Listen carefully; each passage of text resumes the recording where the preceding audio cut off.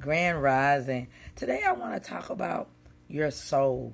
I want you to know that your soul is the part of you that people easily misuse, abuse, and we do it unknowingly because when we look in the mirror, we just assume that this is the real us, not understanding that what you see in your bodily form is just a house where your soul lives in. That's why when you go to funerals, you see the shell, the body of the person, but you look at it, you don't see that smile that person used to have. Something is missing. What's missing? That person's soul and that person's spirit. And your soul is the inner you. It's the way that you think. It's your thoughts. It's your images, how you was raised, what school you went to. It's what makes you who you are.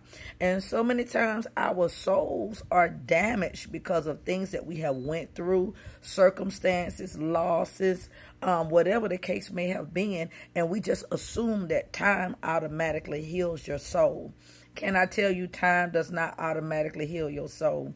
There are some cases that sometimes that we go to church and we think because I go to church, my soul is going to magically be healed. But can I tell you, this is where you got to actually be a participant in the healing of your soul. This is where you got to intentional focus on what hurt you, what happened, what mistakes that you made. This is where you got to be a part of your healing.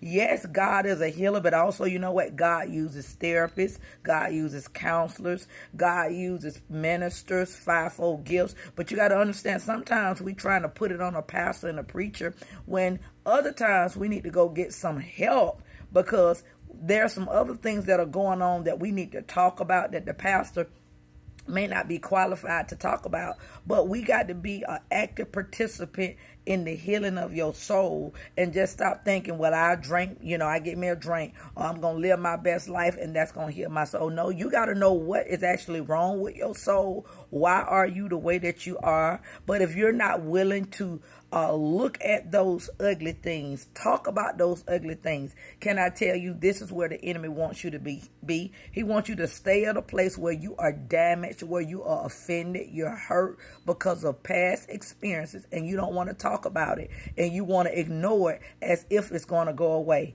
Can I tell you, it's not going to go away. It's going to actually change how you treat people. It's going to change how you think. It's going to change how you see things. It's going to change you overall as a person.